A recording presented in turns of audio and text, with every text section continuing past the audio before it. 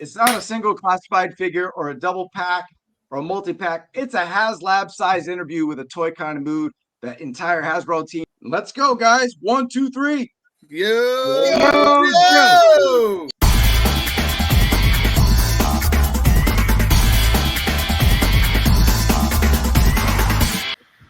How are we doing, guys? It's Toy kind of mood 138 from Travis Studio.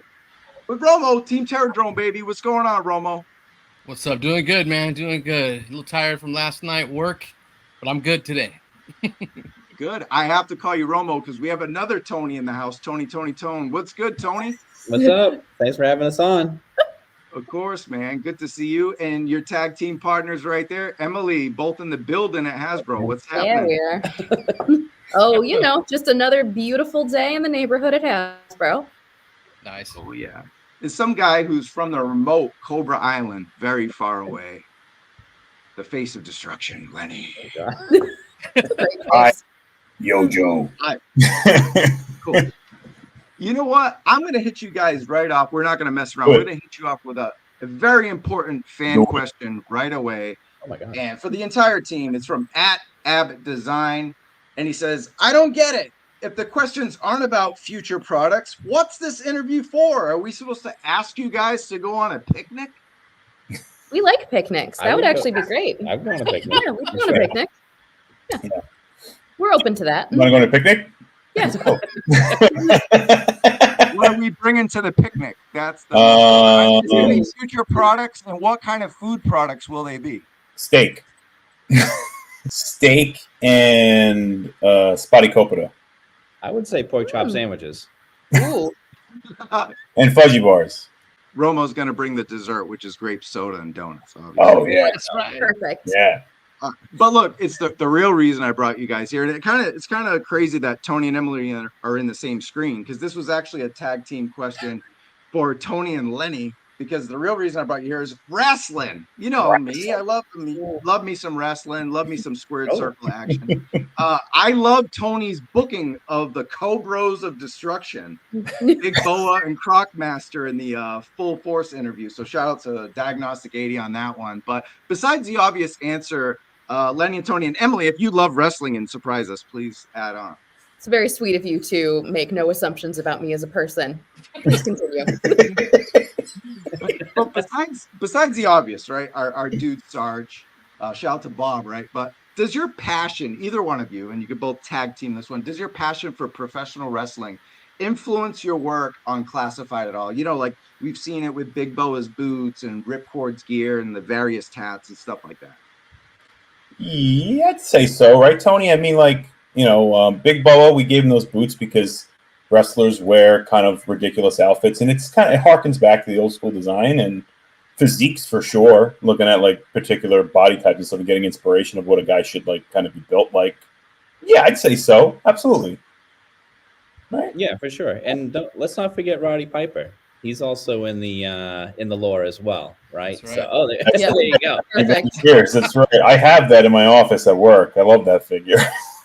It's awesome. But yeah, we always kind of just on a not professional but more personal note. Me and Lenny always joke about what professional wrestler would be awesome, you know, outside of Sarge, because he's absolutely perfect. Obviously, one of the greatest partners of all time, willing to give anybody the Cobra clutch at the drop of a hat. But we always talk about what if you saw, you know, John Cena, Scott Hall. We saw him with his G.I. Joe gear. CM Punk's wearing some G.I. Joe gear. Yeah. So more of just like what ifs than can we get him? It's more like dreaming, you know. And I'm not so current with wrestling. I'm more like when I was a kid, super into it. Tony keeps me up to speed, and every once in a while I can watch it with him and have a good laugh.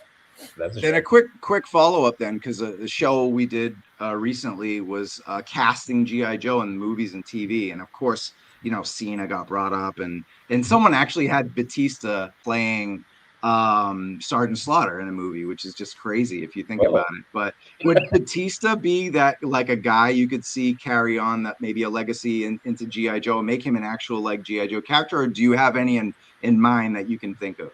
I could see Batista being a Joe for sure. I could see him after seeing him as the Beast Raban. I could see him as a Cobra for sure. Make him a new character, 100%. He'd be awesome. Like Batista, big boa. Batista's Big Bo is pretty sweet too. Oh, That's awesome. Yeah, got to get Big Bo in the movie. That'd be sick. He's a must. Yeah. all right. Let's tag in Emily. And Emily, this was a question it was actually a quick conversation you and I actually had yesterday about that retro cardstock in the classified line. And I accidentally said, "Oh, this guy has this," and you said, "No, I never said that." I was like, "Oh no, you're right. All hail the queen." I mean, I say some dumb stuff sometimes, and I am frequently wrong. So I just was like, do I need to make an apology for saying this publicly? Like, is this something everybody thinks? So Yes, here comes the apology from me, actually. But no, check it out. So the retro card figures are amazing. Everyone loves the cardstock quality. You could mail it in a bag, and it's gonna come in mint and boxed. It's just how it is. Mint on card rather. But the variant Cobra Commander that came out with the Hiss had a white border. A lot of people love that. And then we didn't see it with the other stuff. It wasn't a complete deal breaker. But is that white border that came with Cobra Commander? Is that kind of like a special thing maybe for HasLabs or an every now and then like anniversary special? Like what's up with that white border? People are asking kind of keep an eye out for potential future iterations. But to us, it was, HasLabs get to be kind of extra special and we get to do kind of fun one-off things for them. And so having that white border for us was really fun, specifically on that Cobra figure. But you never know where it may show up again in the future. Well, I know that many were pleased with the announcement of the retro carded Cobra Eel and Snow Serpent. It gave them a chance to buy more army builders to get a non-deluxe, serpent. Many called out the fact that both Eel and Serpent still have their classified gear, despite being retro carded. We know effective, cost measures are in play, but you talk about the decision process for that? It's literally quite that. It's kind of a cost decision, right? Like we make 64 items a year ish, 50, between 55 and 65 items a year. You have a certain amount of tooling dollars you can spend. And we knew that we needed to get the Eel and the Snow Serpents out in a way that could be troop build and not at higher price points. And the Eel was lower run, so we want to get them out sooner than later. So essentially the decision was made like, hey, people have collections and they have parts and pieces that they can use to kind of get the figures out. So let's get the figures out there at a price, the actual figure itself at a price that's affordable, more affordable rather, if you're going to be troop building. So they literally are there for troop building. So we saw that people needed them, so we got them there. At the same time, we didn't have all the tooling dollars to make all of the right accessories. So hopefully, hopefully people are still happy with them. I'm very happy with them. I think they fill out the ranks really well. So hopefully people feel the same. Oh, big time. Yeah. And as for customs, I'm a big customizer. So I got into the line from the beginning to customize them. Yeah. No matter what I think of a figure, you're still giving me something cool to make what I want out of it. So, with Moody as part of his Team Terradrome, shout out to Black Genghis. What's your take on his customizers kit bashers? It's rad. I mean, like, when I was a kid, I think I brought it up a lot of times. When I was a kid, I used to customize all the time. Like I didn't know how to get the pins off, so I would just burn off the hands and then burn new hands on when I was a kid. And then as I got older, I would always customize my toys. Don't recommend doing that. Oh yeah, don't do that. Don't do that. Yeah. Kids don't do that. Yeah. And I mean the line, 25th anniversary, Pursuit of Cobra. We've always had it in mind where like we want people to. It's a world of play, right? Like we don't want to make things that are so hardcore for that character where you can't put on other characters. We do at times go, okay, this has to be a particular way, so it's going to be harder to customize it throughout the line. So you're not going to be able to put Big Bo as something like a smaller guy, but that's a case by case situation. But we are trying to make it where like we want to see where people's creativity take them for sure. So we definitely appreciate. We love seeing the stuff that everybody's making too. It inspires us and it gets us excited. Everybody's that excited about the line. Again, we're making a 1/12 scale world, so like fudgy bars. I want to make cheeseburgers. We're making alligators and wolves. Like it's like we're trying to make as much cool stuff in that scale that works within G.I. Joe world. So it's cool to see. All right, I'll go. But there's a lot of us here are customizers ourselves, and it'd be kind of surprising that a multi-billion-dollar corporation uses some of those concepts that I've created just through kit bashing. I know Lenny kit bashes as well. I used to make custom figures on Legends all the time and put them. We made Actually, I kind of walked away from some molding and casting on existing parts just because we had so many existing bodies as a cost-saving measure to make prototypes for some of the items too. So there's a lot of customization within the building too, which is fun. That's what I first started doing before I even came to Hasbro. So it's great to experiment. Yeah, and a lot of times too, when we're making figures, like I literally just get my bin out of figures. I have these are all drawers of all like my figures and stuff. I probably shouldn't tell people that. Oh yeah. Like rip them apart, put them back together, and I'm like, what body parts are going to fit together if we're going to be doing a partial? Because like you can't, like Tomax Samon's arms would be too long for Storm Shadow's torso, right? So it's like there's certain little details that like you got to make sure are kind of cinched in. So yeah, plus we do it digitally too through our program in house, so you can kind of get through it a little bit quicker without having to break out the heat gun or the boiling water to pop point pins. You can do it digitally as well. Definitely. Yeah, I was back in the day with the little screwdriver in the back and the thighs. Get them way back then. Anyway, thank you. No, that's great. And actually, it's ironic. We had a fan question for the team, is like from Chris D'Amato about he joked that you guys have a hidden camera in Tony Figg's house because of the customs. They're so kind of spot on. We have cameras everywhere. Hey, there you have it. People who ask me, are you sure there's no cameras in here? Because when I make but just his house though, not everywhere in the world. It's literally just his house. That's extra creepy. Yeah, it's really nice. That's another question. It's awesome. I mean, speaking of parts, you know, in my short time like reviewing the classified stuff, my favorite thing is like scanning through my collection. And I've even asked you guys in the beginning, I used to DM you like, what part is it? But now it's more fun if I just do the work. I'm the one reviewing it. So I'll look through and be like, yeah, that's his boots. That's his diaper. That's his, same legs. And it's all an amazing discovery. And that's like my most fun part. But how is that process for you guys as far as like which parts to use? Because it's toys. We all know reuse allows you to, create new molds and stuff like that. But like, calculating costs, maybe having to wait for molding. Like, what is it like? Is it fun to do? Is it, because it's fun for me as a reviewer, but as a creator, is it draining to try to figure out, like, put all the pieces together? It's not draining. It's just part of the job. And it's fun, right? Like, if it were up to me, I'd make every figure brand new. Like, Sure. My poor sculptor would die of exhaustion. We would love to do everything brand new. But like, as you said, it's toys. You have to do reuse. And it's just a matter of like parting and piecing things so that the proportions look good, so that even like the pile of the pant matches with we call them brief. But like, so things mix and match properly, essentially. So it's fun. And it's just part of the job. And it's a sigh of relief when you find that, when you're like, oh, I already have that part. Thank God. Exactly. I forgot about that one. As the line grows and you get more and more shared tools and parts and trying to keep track of all that stuff, it gets pretty crazy. Especially what year are we in? 5? Almost 4 5. and a half. Yeah, 4.5. And we get more and more each year. So yeah, just having that like mental catalog of what parts go where. Yep. I'm always impressed with Lenny's recall. Total Recall. Wow. We heard Total Recall. That was perfect. Perfect. Yeah. There's you guys got to keep the age range where it is, but I was going to ask, have you started or you still plan to phase out all the gummy weapons? The ones that are really rubbery? Yep. So I would say by 25, we probably be 90.9% out of that. The issue is kind of the material used for the kind of PVC that we use. Right. And if you go to the highest durometer, it will snap. And when it snaps, it creates a sharp point, and we can't have that. So we've phased to a different type of material for most weapons, which feels better. I like this material better for all the weapons.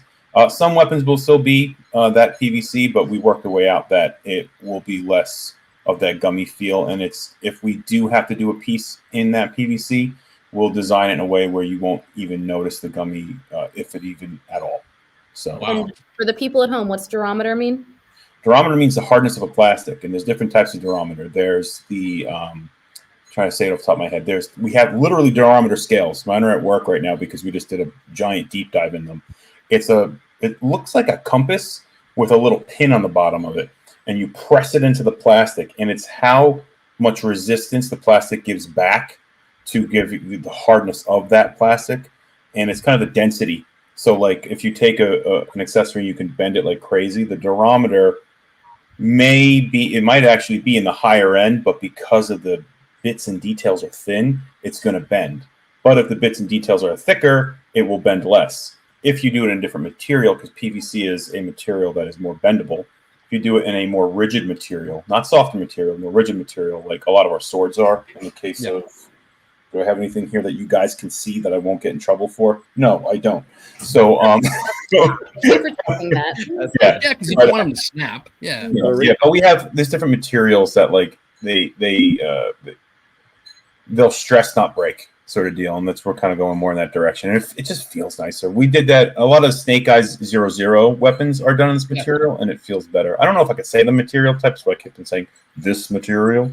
But yeah. So, just from the feedback and the care that Lenny has, he literally went out and bought those diameter readers to test samples on his own dime. So, I mean, it's definitely listen to feedback and care for the work and care for what people value and, you know, what we value too. It's just a matter of getting that into production and making it safe for all ages. Yeah, we get cool gear out of it. Like I got this cool headset to check out Deco. See, I knew the cameras were here. Lenny got that from my house. You have to use the jewelry, the jeweler glasses. They come in handy. When Tony and I are making comments on the inkjets when we get them, sometimes they're like, why is this wrong? It feels a little off. You literally have to look at it and like times 15%. So it's kind of wild. Yeah, using a camera phone or one of those does it works great. Fan question for Lenny. From Michael Nevins, is there anyone who helps you design the weapons for classified, like, you know, Big Ben, double barrel, AR, stuff like that? It's all done in house, to tell you the truth. I literally do all of the designs in house, with the exception of some of the vehicles, because they're big projects like the Vamp. Right. I worked with Ken Christensen, who's amazing. Love you, Ken. So it's like pretty much all the designs I pretty much do in my office. I reach out every once in a while if I need help on something. Spec sheets and call outs, or, you know, I send some of that stuff out, but pretty much I do a lot of weapon design here, and it's evolved over time, you know, depending on Hasbro's stance. And, you know, I think we're in a good place. I'm pretty pumped with some of the new weapons we're going to have coming out soon. Awesome. Fantastic. Another fan question. I love that in the last interview, you said that 99% of the ball joints moving forward will be universal. But the fan question is from Loco Base Walker 1280. So you better get it right, because it's Loco Base Walker 1280. Yeah. Yep. It's in there. Exactly. Yeah. He's wanting to know why the neck, head, and ball joint doesn't allow the figure to look up. So we looked into this. So to get that common ball, we switched to the barbell ball that you currently see. There's not the disc and ball anymore. And to get that common ball, we had to do that construction. The thing that we're trying to troubleshoot around now is I want them to go more prone. It's actually driving me crazy too. But I felt it was more important for people to get them to mix and match better, because I saw a lot of people wanting to do that, and part of the line is to mix and match a little bit. We looked into a way that we can scallop the back of the necks, but it wasn't passing engineering specs. So we're still looking into it. I definitely want to fix it. Fix is probably the wrong word. I want to make it better, essentially. So we want to get there. It's just prone is awesome, especially for characters that look on scopes, right? So it's like we're aware of it, and I think where we're at right now is really good. I think it can get better. Just like anything in design, you always design to make it better. So it's like, how can we get it there? Exactly. So, hey, we're pretty close to Yo Joe June. So how about that USS flag HasLab? Everybody's got room for it. Come on. Yep. Classified scale. Well, we're going to do it to scale with a real aircraft carrier. So it'll be 85 feet long. Yep. A 1-to-1 US flag. But not the US. We're going to, because it's classified, we're going to up it from where it was when we were kids. And it's not going to be to scale with the flag. It's going to be scaled with the aircraft carrier. Yeah, I'm out. Would that put it at like 60? No, 85 feet. Perfect. It's 3 feet long. The achievement required is your firstborn child. That's not bad. We were joking about the other day. Yeah, 85 feet. I think if it was classified from the flag, it'd be 25 or something like that. 25. It's bigger than my car. It's really funny. And you guys better keep it under $299.99. Yeah, I know, right? Inflation since then has been 1,400%. The GMC front. We looked into it. You heard it here first on a Toy Kind of Move. We looked into the USS Flag. 85 feet long. 85 feet long, a mortgage, and divorce papers. Yep. For the record, that's 17 of me stacked on top of each other. You can live in it. That's quick math. Thank you. Well, I'm 5 feet man. given, so it works out that's really easy. nicely. Yeah. Multiples of 5. If there's a vote, is it random or is it a pattern when you guys are choosing a HasLab project? Anybody? So when we're choosing a HasLab, we do fan testing for all of our HasLabs across all the brands now. So we take, the projects that the team thinks would be the best candidates for a HasLab that year, and we go into testing with fans that are kind of our Fun Lab team recruits for us that we actually get to talk to. And so we are talking to real fans, getting feedback about the different concepts, getting feedback on the unlocked tiers, getting feedback on what people actually want to add to their collections. So we take that into account with what is actually feasible from a project perspective. Like our 85-foot USF's flag is remarkably unfeasible from a project perspective. And so we kind of look at all of that and weigh it with what the team thinks would do well for that year, kind of what price point we're looking to hit for how big of a project we want to do. And what all of that put together kind of makes a HasLab. Nice. Yeah, because me and the Toy Kind of Mood guys, we're always, or anybody in, Facebook or Instagram, the groups, we're all like, is it going to be the bad guys? Is it going to be the good guys? Is it going to be air? Is it going to be sea? Is it going to be land? We always think that within each other all the time. It's like, it's fun to guess, but, thanks. That was a good. I mean, the hope and dream is that we just kind of, as Lenny mentioned, we keep building out that world of G.I. Joe. So we just want to keep kind of pushing where we are from a storytelling perspective and kind of expanding what you have. Same thing though. We're like, is it going to be air? Is it going to be sea? Because like we do our testing and we say what's going to come back, what people want the most for that year. So it's like kind of the same thing on our end too. Like we're waiting with bated breath. We do these presentations of like what it could come with and what you would want out of it, and some feature set. And like we're hearts are set on one thing and it goes one way. I think it's kind of been going the way that we want a lot, which is kind of telling for the brand a little bit. It was like we kind of got a vibe of like we're the same. We want the same stuff. So it's kind of like it's working out. Right. So just is another fan question. It's a HasLab one. Shout out to Shark Eyed Toy Adam Hughes. He was actually the first person to review the HMS from all the way down under. Eh? So compared to the HasLab Hiss, he says we haven't seen anywhere as much social media marketing when it comes to the Dragonfly. We still haven't seen like any in-hand looks of the figure unlocks or anything. Is there any particular reason why there's been a stark difference in the campaign and the rollout for like the Hiss and then the Dragonfly? Maybe Emily can answer. Yeah, I mean, I'll be real honest with you. We're all way busier now than we were during the Hiss campaign. And so with the expansions to the line, with all of the extra things that we're taking on, our team isn't getting any bigger. And so we are kind of having to pick and choose what our priorities are. And our priorities are getting you more toys on time. So I acknowledge that I should have been doing a better job of getting Dragonfly updates out. Hopefully we will have kind of an update and we're getting close to being able to do an unboxing video for the Dragonfly, which is going to be really exciting. So there should be kind of new looks coming soon for figures and the Dragonfly. So I apologize that you haven't gotten a lot of updates for that, but hopefully good news coming soon. Yeah. And we have, or you could just show us right now. Oh yes, in this empty conference room Tony and I are in. We have been doing a lot of refinement on it though, since it's been coming in at all the different stages. There are a lot of nitpicks on something this size and comes with this many figures and this many details. A lot of troubleshooting, a lot of kind of QA, just looking at stuff like that. So we've been hard at work trying to get that thing as perfect as we want it. Yep. And we hope that you like Cool. it. Is that a good update? Cool. No, That was I wanna medium. see it. No, they want to do it. They're like, what are you doing? Stop It's placating. really cool. Yeah, very cool. Yeah. Yeah, you'd It's be Well, surprised. okay. You'd be surprised how many like in it that you won't see any changes to the fascia or anything like that, but you'd be surprised like even the door hinging and stuff like that of like having to make after tooling making adjustments to things and stuff like that were like we're troubleshooting, and it's on a HasLab level too, so like you're really pushing it. Same thing on the his tank. It was part of the course on an item like this, but it's like there's certain details that like we're really like diving in. Like even on the vamp, we added like a tab so that it would tab into the top of the roll bar, so the windshield would stay shut.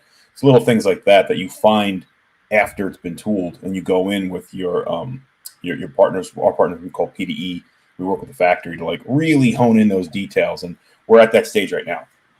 It's kind of awesome. Can I drop a thank you to everyone that supported that and Mhm. and supports Joe HasLab and how quickly you guys support it is Wild. it makes us look great, which is awesome.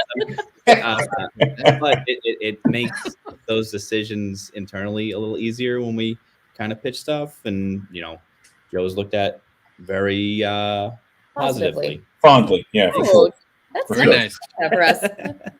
Thank It's you. up here So in- thank you, it's- especially it's up going here on in- quick. Not wait until that last minute. Yeah, the bosses like that. Yeah, like that. We like that too. Exactly. Just 'cause it's stressful waiting for that ticker. So Yeah, that Thank was you. the Sky Striker campaign. Yeah, That was we're Yeah. never doing that again. That was stressful. No classified Sky Striker. You heard it here first. Just kidding. Oh. No. Twisting maybe some one day. words. Maybe one I've day. sized it. I've sized it. Huge. Oh, okay. 5 feet. God. One Emily. Super reasonable. Oh, perfect. Yeah. You can't promise anything. One. Not the 12 or Yeah. whatever. But just a quick follow up on the Dragonfly. Shout out to the king of toy memes, Chaz the Guru. He asked, is it still slated for the summer? Either summer or early fall. We will make sure that there's an update that's coming out on that, since we know that that could be soonish. So late summer, early fall, we'll get back to you on a more concrete date for that. We will have a model of it at San Diego Comic-Con this year. Awesome. Great. So we have one more question before we tag in our brothers in arms, and Romo's got it. Go ahead. Yeah, Emily, with your appearance at WonderCon the past April, is there any chance that any of you ever make it to the smaller conventions like Joe Fest as a team or as fans? So you never know what may happen in the future. It was really exciting to kind of get to go to WonderCon with all of the other brands and kind of do that PR event and kind of try that for the first time. We're just really excited that fans are able to get together and enjoy G.I. Joe and talk about it as a brand, in addition to, all of the other amazing conventions that happen in the world. So you never know what may happen in the future, but for now, just keep on enjoying those cons. Sounds good. Awesome. Thank you. All right. It's time for our second half, and we'll be right back after these messages. G.I. Joe will return after these messages. Do-do-do-do. Boo-doo-doo-doo-doo-doo-doo-doo. That's actually the best part when it goes into the bass run. Yeah. Yeah. Slapping the bass, slapping the bass. Slapping the bass. Oh, Davey 504? Yeah. He's the man. I love that guy. Oh yeah. Moody. Yeah. Yeah. I'm just gonna start. You were the whole segue. Great transition. Let's not say that. Slapping the bass. All right, guys. Exactly. So I'm geeking out a little bit. I get a chance to meet Lenny, Tony, and Emily here. Just a fan. I'm also not just a fan of G.I. Joe and you guys, but also of hair, since I can't grow any. You guys all have some great hair going on there. So I grew up let myself. me just All by himself. let me just dive into a question here that has been on my mind as I watch like different things in social media. There's always been like the vocal minority going on about forced diversity in today's marketing. My take is that G.I. Joe line has been diverse since 1982. What is your take on that? Oh, we always say that this is one of the original diverse toy lines. Like this is truly, this is a brand where anybody can be a GI Joe or a Cobra. Like there's nobody that I could imagine being excluded from this universe. And so I think that that is really exciting. And at a time when that wasn't always the case in toy lines, and then we have just maintained that for the last 40 years. And so I think that, this was normal for kids growing up in the 80s to see all of these different members of Joe and Cobra. And so like I 100% agree with that statement. And I think that we've kind of made it clear over the past couple of years that like we very much view this as a diverse toy brand, but that is kind of not adhering to the roots, but like celebrating the origins of G.I. Joe. Is diversity is part of that origin story.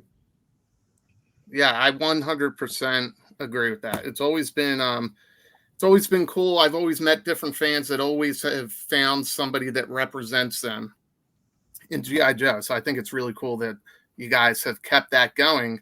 And additionally to that, you've done the name only reveal for Dial Tone recently. The character has historically been male, but in Resolute was a female, which is actually kind of my preference. What does this character mean to you guys, and the duality of characters such as Carla Greer, Doc? I think in Joe, the way they took that back in the day was that like they kind of had as a code name essentially, so they're like kind of like taking on the mantle of the code name. I think it's a really cool kind of take on a new storyline like Resolute. Like it's a new storyline, so a new character will assume the code name or assume the mantle of that role essentially, because a lot of their call names are like what their job is, which is why G.I. Joe is so sweet anyways. So yeah, they're pretty cool. I mean, it's really cool actually. I think it's kind of again speaks to that diversity of G.I. Joe, where like it's a really cool canvas to work within, as long as you're kind of true to the archetype of the character is going to do. That's a really beautiful way of thinking about that, because I don't know why I hadn't quite put that together, but the idea of basically anybody can pick up the mantle of that code name to continue the story as long as they kind of fit into what that code name should embody. Like that's lovely. Yeah. Thank you, Emma. Yeah, I think even, I don't only make jacked characters and with weapons. I think of beautiful things every once in a while. Lenny, you and I have had a conversation on Instagram touching that subject before, so that was really cool. I think we're on the same page there. Oh, yeah. Awesome, man. So this one I'm kind of sharing with Spec here. So I'm going to start this question off and let him finish it up. Kids today are so focused on playing video games. And I know that we've got the Wrath of Cobra coming down the line. But as a parent, as well as Baldy, what are you doing to engage kids today to play with actual toys so the franchise survives? I think that to us, it's a lot about storytelling. And it's, there are toy franchises that exist where there is a lot of current entertainment. And so what kids may be doing is they may be getting those toys and kind of recreating moments from movies or TV or comics. With G.I. Joe, because of kind of where we are from an entertainment perspective right now, we view Classified as more of an imaginative play brand. And so you have those, so as we were kind of talking about earlier, those character archetypes. And they're kind of apparent when you're looking at the characters. You're like, okay, this guy could be, this guy's wearing all green. So maybe he's good, or maybe he hangs out in the forest, or, maybe he's a swamp human. I don't know.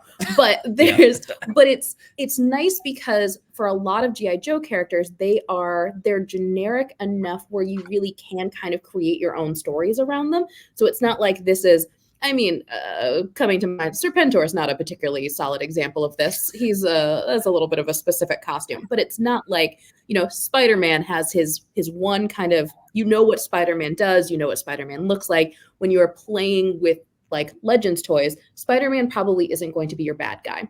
But in G.I. Joe, you really do have the flexibility to create whatever stories you want for any of these characters. And I think that that's a really kind of cool and unique element of G.I. Joe in kind of this the current kind of slate of toys that exist. Yeah. And then as an evil gatekeeper of the brand, Mhm. when I give my son something and I tell him he's wrong immediately when he makes up his own story. Perfect. Good parenting. Nicely done.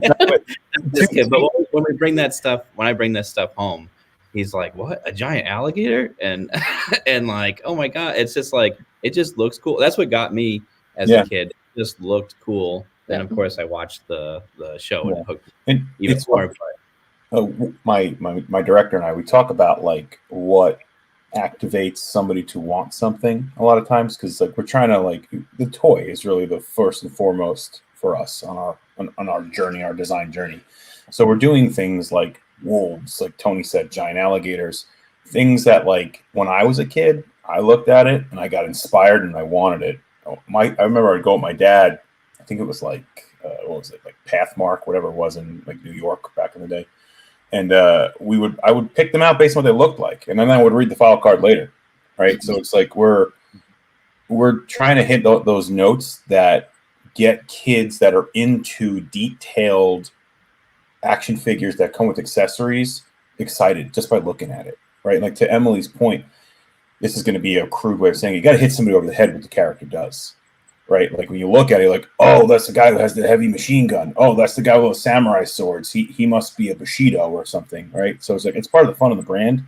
Like, you know, like Tony said, like, giant crocodile is awesome. And I think there's also the really cool element of, you know, the accessories work across the line for the most part. And so really, like, you can have your giant alligator with like your guy who is hanging, maybe has like befriended the crocodiles, and maybe he has like a ninja sword now, and maybe, you know, he has a friend who has a giant machine gun, and you can kind of mix and match to create your own story. I mean, that was a terrible story. Crocodile ninja, that's incredible. Keep going. Like, what's this? Going in the line. A dude in crocodile armor? Yeah. Awesome. But even like the addition of the vehicles and expanding the line, like when I plopped the vamp in front of my son, he was like, what is this? Like, it's awesome. This is for the team. In regards to the comic books and the new emerging Energon Universe, they've done a really great job of bringing y'all's classified figures to life on the pages. Fantastic. Is there anyone y'all that they haven't drawn yet that you've created that you're excited to see brought to the panels on the page? I'm gonna go super current. I don't think he's been in the book, but I'm obsessed with the figure since it came in.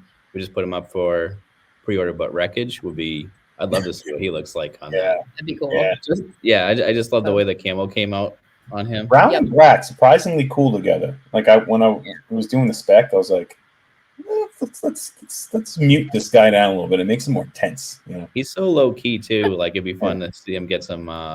It's a legacy too, because of, like, you know, him having the name switches not coming out and being named Wreckage was Sabretooth. Like, it's kind of really cool. It would be fun to see how their universe would embrace him. Yeah. And Skybound has just been phenomenal partners on all things related to comic books and in chatting with us. And like, truly, it has been so cool to kind of watch this universe unfurl and to kind of know where they're heading. We had a meeting with them a couple weeks ago, and we all just kind of walked away and went, wow, this is going to be really, really cool. Mm-hmm. They get it. They really get the brand. And you could tell they love it, and they're having a good time with it. And they're bringing new stuff to the table at the same time of congealing things that might be a little fragmented with fans, I feel, especially with all the Cobra Commander book. I think is very good. I think it's my favorite out of them so far. We like comics. We like we like them. Joshua Williams has been killing it with Cobra. Like to see Copperhead. So I'll be good. Yeah. All right, now Emily, this is for you. This is a marketing question because you kind of talked just a minute ago. When it comes to the Energon Universe and the comic book and Skybound, does the Skybound stuff make it a little easier to market the classified line, or there's some kind of like unforeseen stuff with all like, oh, we're gonna do this, and you're like, oh, okay, let's change strategies? I mean, I'm a real proponent of rising tide lifts all boats, whatever that saying is. But as we mentioned, like, they have been such incredible partners on all of this, and I think that it has from a like the Real American Hero series is great. It is a kind of a mainstay of comics and has been since the 1980s. But it's so cool to have kind of new storylines that come out that, much like we are kind of pushing the designs of G.I. Joe figures in classified series from a toy perspective. Like mentally, I see the kind of Skybound and the Energon Universe stuff doing the same thing for comics. And so that's a really cool parallel for us. And I think it's really fun for both teams to just kind of see what the other one is doing and where there's intersections and kind of how we can partner together to make this even bigger, which is really, really cool. Nice. Awesome. Okay. Yeah, it is awesome. So Yeah. I got a question for you. Yeah. Also, whatever Robert Kirkman touches, all the franchises that he's touched have been incredible. Invincible is amazing. Walking Dead, obviously. When we heard he was going to do it, Tony and I were like through the roof. We're like, Kirkman? Yeah, and of course, all the creators. And I don't want to downplay anybody else's contribution to those books. To all the writers, artists, or it's a great roster. We're truly lucky right now. Like it's been so incredible. Nice. Yes. Oh, there you go. Yeah, I love this cover. So good. That's so good. Yeah, it's funny he's pulling up Duke. I just love the direction they're taking Duke these days. I love the Scruffy Duke. I love Scruffy Duke. I mean, it's awesome. Yeah. So classified line has just been lightning in a bottle, but at the same time, while you're trying to modernize, original characters, we got the retro carded line, and you're appeasing a Real American Hero fans. So when it comes to a character like our original design faithful Quick Kick, have you ever thought about throwing him on a retro card? And that'll be about 2 minutes to do. Yeah, I mean, we definitely, like, when you're making a figure and you have the line is expanding, right? Like retro cardback's newer concept. Thank you, Emily. Very awesome concept, by the way. And it's a newer concept. And actually, when you're making certain characters, we work in like a really long timeline, 15 to like 20 months. So like some things you're seeing right now, you're like, oh, that'd be a retro cardback. At the time, I was like, oh, I got to get them the classified. But yes, to shorten that answer, yeah, we do. I mean, like, and you design it in such a way too, where it's like, how could it work in both worlds with minimal changes or extensive changes to make it unique in both cases. So yeah, of course. The reason for being, yeah. Yes. What's the reason for being? What is the meaningful change? I was speaking about this with Diagnostic 80 on Full Force, where like, if you're going to do a redeco, what's the impact, right? Like, what's the packaging impact? What's the accessories impact? What is it about the thing that makes it compelling beyond being a Joe fan as a product designer? Like, what are you doing that is going to make the person compelled to purchase this item and make it a meaningful part of their collection? Okay, well, now with the retro line in full swing, do you think that gives you freedom to update and modernize certain characters? Yes, and I love Emily for it. I love her for it. I think it's such a good concept. And when she was explaining it, like, it really, there's reason for being for both. And it creates, one is a huge celebration of where we've been, and one is a driving forward to where we can go. And it's really exciting to see. And I feel it's a nice marriage, and it's a nice blend of the brand, And it's nice because they can live together too. Yeah. Like they're not so different that you wouldn't combine them in your collection, but there is enough of a difference where, and I do think that it gives us a little bit more freedom to update because we feel less beholden to the original designs, knowing that there is an opportunity. You did really want to push it with somebody to do a retro release that's a little bit more faithful to the original. Mm-hmm. Mm-hmm. Did you me? He's a monster. He doesn't stop. You guys don't even know. That's what he's like all the time. We're playing Helldivers, and it's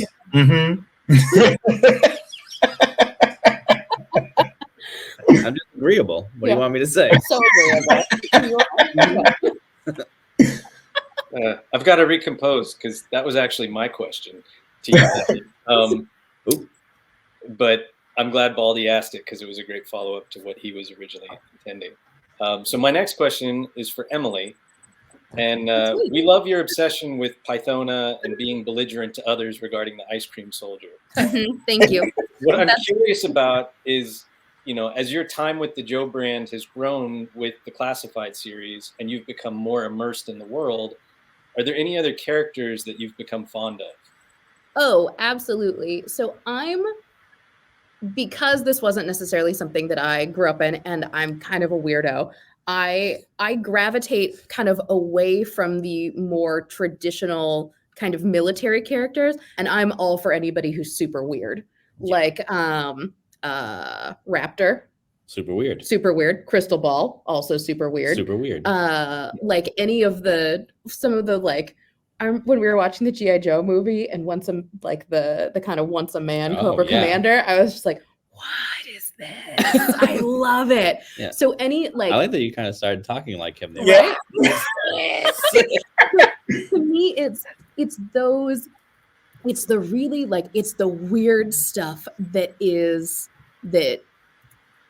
it's the weird stuff to me that makes G.I. Joe what it is, because it shows kind of the flex of the brand, right? So we can kind of do the OG-13 green shirt elements. We can do kind of the offshoots of the military, but then we can go sci-fi, we can go fantasy, we can go to space, we can have everybody in, Ninja Force wearing neons with their, cool kicking actions. And so to me, that is what makes G.I. Joe so cool.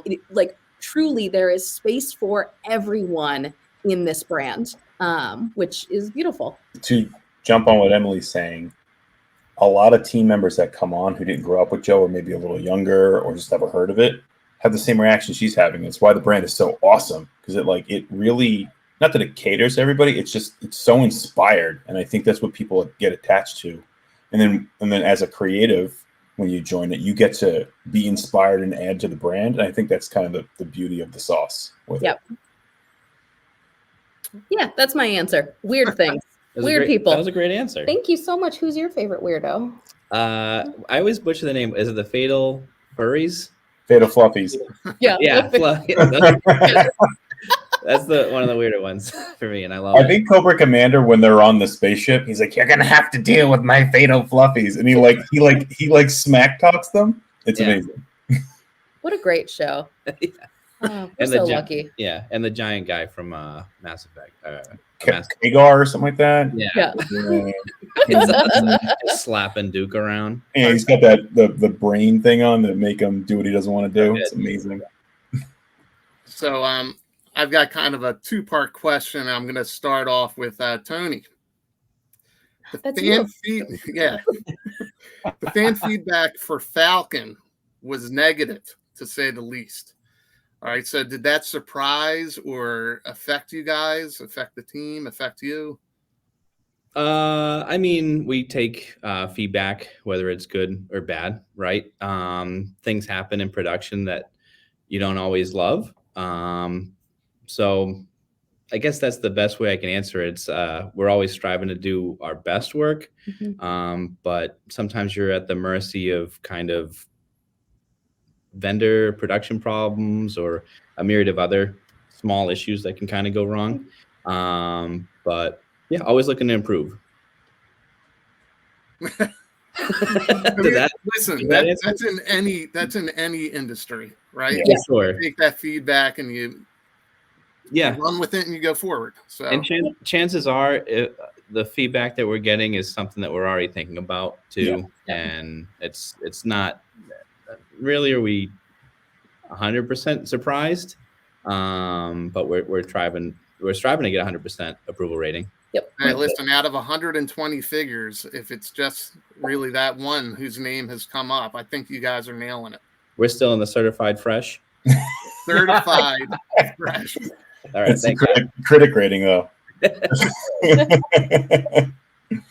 Now, with the popularity of Parth Varma, the Mole Rats, and the Cobra Scout, how much more of an opportunity is there to create new characters?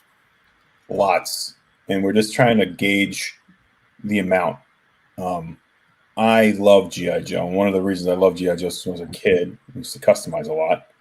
And I love drawing characters. I love doing character design. So I think it would be super fun to get more characters into the line that, you know, again, like I keep on harping on, like that grow the 1/12 scale universe that we're building. So there's a lot of opportunities, but there's a lot of characters that we still got to get to, right? So it's like, it's gauging who do you do first, who gets the slot, sort of deal. Like, what is the purpose of the new character? How is it helping the rest of the line?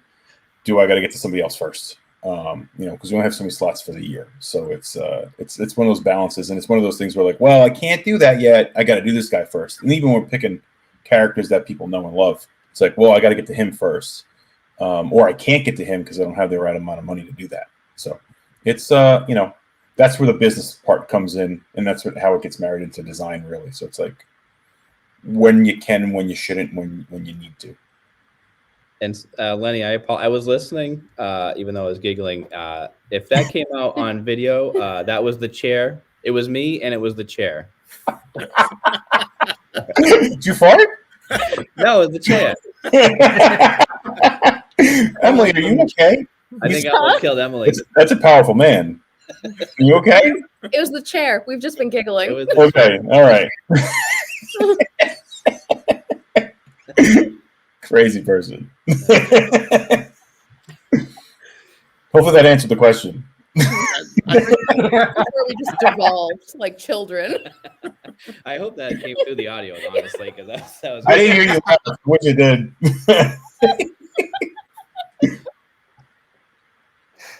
This is pretty much how all of our shows go. Just they evolve. Yeah. Most normal people would have probably just ignored that. No. We're far from normal on this team. We're a little weird. We're weird, just like the weird characters. Yeah, that's why we all like each other. Exactly. Gotta be a little weird. Yep. Exactly. All right. So this is a fan question for Emily from David Thanos. So Emily, hopefully he doesn't snap us out of existence. After the Beachhead wave, can you give us an estimate when we should expect the next retro card wave? Oh gosh, I don't even know how. So I'm trying to remember when Beachhead showed up. So essentially the way that the retro card back waves are scheduled, in theory, they should align with kind of store reset timings. So in theory, the waves should have appeared April 1st, beginning of August, middle of July, and then October. Should be a rough estimate of when kind of the cadence of those waves should drop. There may be a little bit of difference in those, but in theory, that was how they were originally planned to be released. Gotcha. And there's an absolute banger in that next wave. Yeah. Oh yeah. There's they're all bangers, but like incoming. That one's really good. Yeah. It's very shiny. We think you'll be pleased. Yeah. Yeah. Yep. I know how that feels.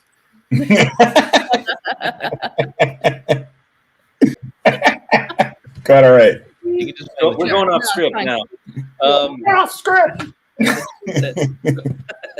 Tony, this is from Al Vega and Matthew Maxwell, both on Instagram. If you wanted to work on any type of playset or prop diorama, which one would you want to paint the most? Examples: Checkpoint Alpha, Cobra Bunker, Surveillance Port. No pressure. No pressure. Cobra Bunker for sure. A lot of washes, a lot of dry brush in there.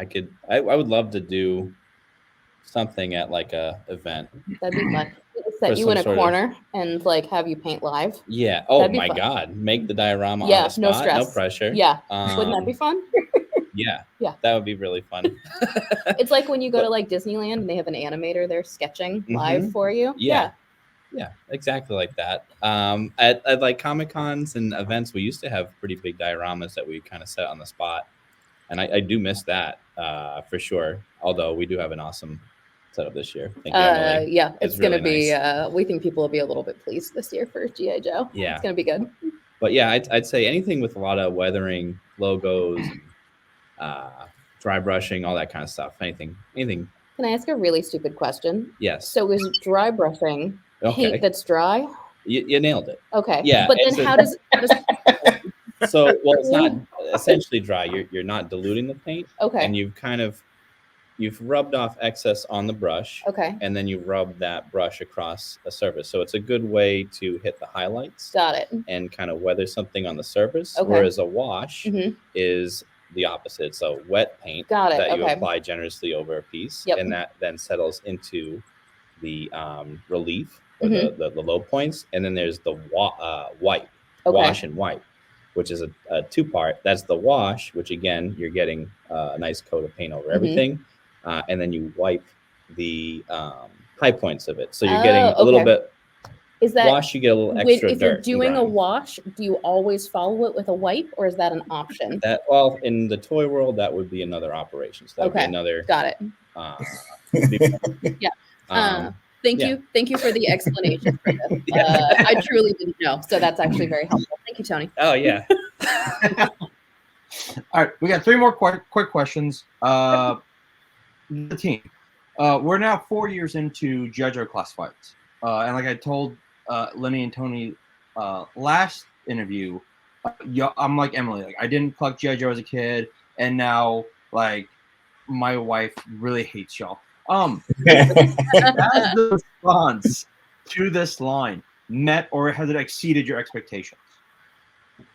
Oh, I think everything about this line has exceeded all of our expectations. Like none of us felt like you should never ever go into anything assuming that it's going to be a raging success, like ever. And this way, I think that we all knew that there was great potential for this, but none of us had any idea it was going to be this big. Yeah, we just went in with the love of it, and it's just to see the responses. It's like, it's incredible. Like, who would have thought, right? We thought we were going to be in and out, and then like, oh, what a good opportunity, what an awesome opportunity was to do some 112 scale Joes, and then bam, 120. Yeah, not bad. Yeah, not bad. Now, follow up. Follow up. And I know, Emily, I've asked you this before, and I've asked this before, but where are my masked figures? Where is Mask? Right there. Yeah, it's right in your hands. Yeah. Never know. Tony found it. Something. Obviously, that one comes up. Any Vault brand, honestly. I talk about Inhumanoids maybe every month. That'd be fun. Yeah. I talk about Gem all the time. Gem's mine. for sure. Yep. And Lenny talks about Battle Beasts. I don't shut up about that. At every hour, I think. Yeah. On the hour, every hour. Yeah. Which you do up, Lenny. Yeah. But yeah, just though the Vault brands are obviously G.I. Joe was an incredible success. So constantly looking into what might be next. What could be next. Yep. And we have a passion for those as well. I was loved all those brands. So I hope that helped. No, very good. All right. I'm just gonna have like a scrolling like a reel of me just asking for masks. That's all. That's really the only thing. Like I just want to. Where's mask? Where's mask? And we're like calm down. Like, no, I laugh. But yes, okay. Baldy, you get the last one, buddy. All right. Well, actually, I'm going to just say something real quick before we give the last one to Spec. Even though the Tiger Paw drop was out of your control, you all handled it with grace, even addressing fans' concerns when you didn't need to. We just want to take a quick second to highlight that you are all people and you're real people, and just want to say thank you for engaging the fandom and giving us a voice while also putting up with a lot of us. So, thank you. I mean, we love putting up with you guys. We wouldn't be doing this otherwise. Like to us, it's so fun to get to chat with people and figure out, what you enjoy about this and what brings you happiness. And it's lovely. Like we wouldn't be doing anything else. Well, you guys did really well with that response, and you're regular people, and I wish people could see that. Thank you. Thank you. Emily's awesome at trying to right the ship or correct course correct, and just keep me and Lenny from running through walls and doing our best. Yeah, she knows how to socialize. She's really good at it, and we don't. Well, we can socialize, but she knows how to do all the. She knows what to do in all those situations, and it's awesome. And like Emily, I want to thank you because you do. Aw. Whenever we have a situation like that, you're like, this is how we're going to handle this, and we're going to make sure that it's all set, and we're not going to leave people hanging. And a lot of people in the world just don't do that. So we're very lucky to have Emily on the team. It's pretty That's awesome. very sweet of you. Thank you. That's awesome, guys. Very cool. I just want to thank all three of you for giving us your time. And I want to thank Baldy for tossing this one to me. I'm sure all of us could keep going with the questions, and we love engaging with you guys, and we love your response and your fandom because it makes us excited. And your last name drop, the Once a Man Cobra Commander, I was like, what? Like, I'm scared. I can't wait to see what you guys do with that. So our final question is, are there maybe any other name drops you could give us? Oh God, we're working so far out at this point from a name drop perspective that who else could we do? I'm trying to think. You know what?